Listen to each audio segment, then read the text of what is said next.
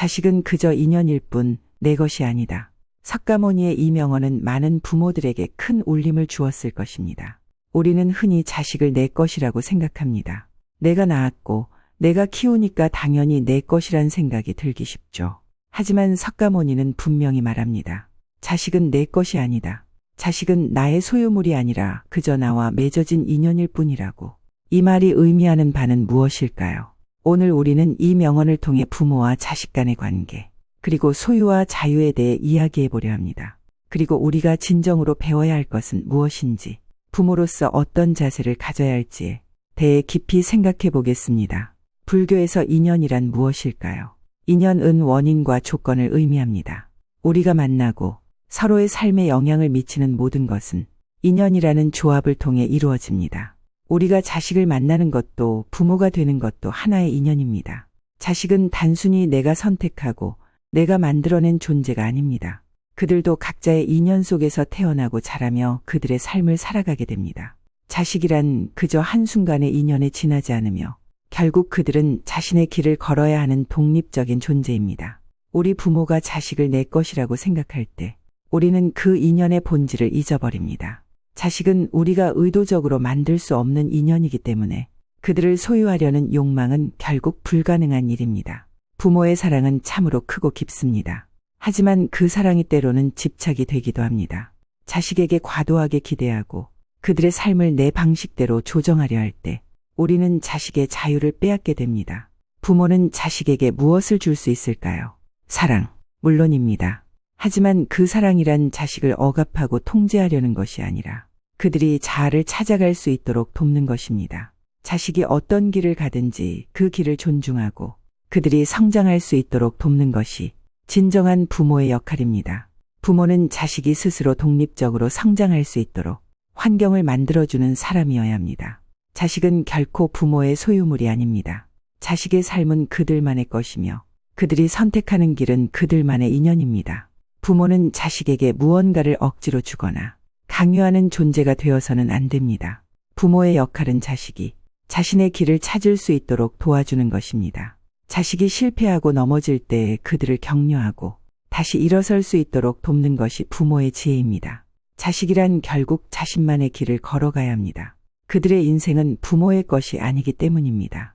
부모는 자식의 선택을 존중하고 그들이 각자의 길을 찾을 수 있도록 지원하는 존재가 되어야 합니다. 자식이 자유롭게 선택하고 실수하고 배워가며 성장하는 모습을 지켜보는 것이 진정한 부모의 역할입니다. 부모가 자식의 자유를 존중할 때 자식은 자신감을 가지고 더 나은 사람이 될 수 있습니다. 이제 몇 가지 실제 사례를 살펴보겠습니다. 부모가 자식의 자유를 존중하고 그들의 선택을 지지했을 때 자식은 어떻게 변화했을까요? 정수는 어린 시절부터 예술에 대한 열정이 남다른 소년이었습니다. 그는 그림을 그리거나 음악을 만드는 것을 좋아했지만 부모님은 그가 안정된 직업을 가져야 한다고 생각하셨습니다. 특히 아버지는 의사나 변호사와 같은 직업을 원하셨고 어머니는 대기업에서 일하는 것을 희망하셨습니다. 하지만 정수는 예술의 길을 가고 싶었습니다. 부모님의 기대에 부응하기 위해 몇 년간 타협하며 공부했지만 결국 그는 자신이 진정으로 원하는 길을 가기로 결심했습니다. 그는 부모에게 자신의 결정을 솔직하게 이야기했고 부모님은 처음에는 걱정했지만 결국 그의 결정을 존중해 주기로 했습니다. 그 후 정수는 미술학교에 진학해 자신의 꿈을 쫓기 시작했습니다. 시간이 지나면서 그는 여러 전시회에 참여하고 자신의 작품을 인정받는 예술가로 성장했습니다. 부모님은 그의 선택을 존중한 후 자식이 꿈을 향해 나아갈 수 있는 환경을 제공해 준 것이 큰 도움이 되었다고 느꼈습니다. 정수는 부모님의 지지 덕분에 예술가로서의 길을 걷게 되었고 그 과정에서 자신감을 얻고 독립적인 성격을 갖추게 되었습니다. 그는 이제 부모님의 기대에 맞추기보다는 자신의 인생을 주도적으로 살아가고 있습니다. 다른 사례를 또 이야기해 보겠습니다. 변호사에서 농부로 민수의 선택은 어땠을까요? 민수는 대학을 졸업한 후 법대를 다니고 있었고 부모님은 그가 훌륭한 변호사가 되기를 바랐습니다. 민수는 대학 생활 내내 열심히 공부하며 변호사 시험 준비에 몰두했습니다. 하지만 졸업 후 그는 자신이 정말 원하는 일이 무엇인지 고민하기 시작했습니다. 어느 날 민수는 부모님께 말했습니다. 저는 변호사가 되길 원하지 않아요. 저는 농사를 짓고 싶어요. 어린 시절부터 자연과 함께 지내며 농사에 대한 관심을 키웠고 지금도 그 일을 하고 싶어요. 부모님은 처음에는 큰 충격을 받았고 그의 선택에 대해 반대했습니다. 하지만 민수는 확고한 결심을 내비쳤습니다. 결국 부모님은 민수의 결정을 존중하고 그가 원하는 길을 갈 수 있도록 도와주기로 했습니다. 민수는 농업 관련 공부를 다시 시작했고 몇 년 후 자립적인 농부가 되었습니다. 그의 농장은 지금 안정적이고 그는 매일 자연과 함께하며 행복한 삶을 살고 있습니다. 민수는 부모님의 지지 덕분에 자신이 진정으로 원하는 일을 하며 살 수 있게 되었습니다. 부모님의 집착에서 벗어나 그의 선택을 존중해 준 것이 민수의 삶을 더욱 풍요롭게 만들었습니다. 다른 사례를 이야기하겠습니다. 세계 여행을 떠난 딸, 수연의 여행은 어땠을까요? 수연은 대학 졸업 후 안정적인 직장에 취직했습니다. 부모님은 그녀가 안정된 직장에서 일하며 결혼하고 가정을 꾸리는 모습을 기대하셨습니다. 하지만 수연은 그동안 꿈꿔왔던 것을 실현하기 위해 회사를 그만두기로 결심했습니다. 바로 세계 여행을 떠나는 것이었습니다. 수연은 부모님께 자신의 결정을 알렸을 때 부모님은 걱정을 많이 하셨습니다.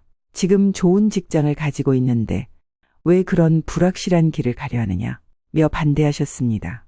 그러나 수연은 자신의 삶을 살아야 한다는 결심을 굳혔고 결국 부모님은 그녀의 선택을 존중하기로 했습니다.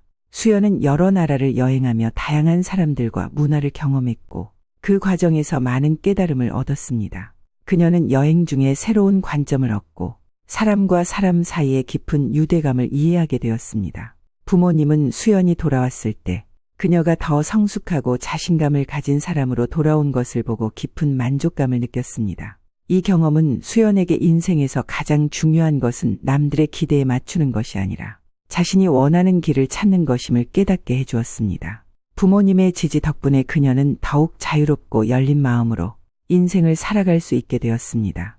마지막 사례를 이야기해 보겠습니다. 4. 패션 디자이너 민철의 도전은 어땠을까요? 민철은 어릴 적부터 패션에 관심이 많았고 디자인을 하고 싶어 했습니다.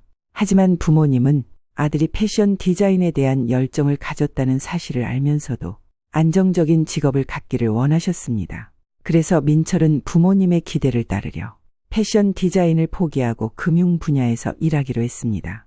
그러나 시간이 지나면서 민철은 자신이 진정으로 원하는 길이 무엇인지를 깨닫고 결국 부모님에게 자신의 결정을 알렸습니다. 그는 패션 디자이너가 되고 싶다는 꿈을 다시 꺼냈습니다. 부모님은 처음에는 크게 반대하셨지만 결국 아들의 결정을 존중하기로 했습니다. 민철은 패션 디자인을 공부하고 첫 번째 컬렉션을 공개하면서 점차 이름을 알리게 되었습니다. 지금 그는 자신의 브랜드를 운영하며 성공적인 패션 디자이너로 자리 잡았습니다. 부모님은 민철이 자기가 진정으로 원하는 일을 할 수 있게 도와준 것이 올바른 선택이었다고 확신하게 되었습니다. 민철은 부모님의 선택을 존중해 준 덕분에 자신의 꿈을 실현할 수 있었고 그 과정에서 더 큰 성취감과 만족을 느꼈습니다. 이처럼 부모가 자식의 선택을 존중하고 그들의 꿈을 지원할 때 자식은 자신의 길을 찾고 자신감을 얻게 됩니다. 부모의 집착에서 벗어나 자식의 자유를 인정해 주는 것이 얼마나 중요한지 이러한 사례들을 통해 다시 한번 되새겨 볼 수 있습니다. 자식이 진정으로 원하는 길을 갈 수 있도록 돕는 것이 바로 부모로서의 진정한 역할이라는 점을 우리는 알 수 있습니다.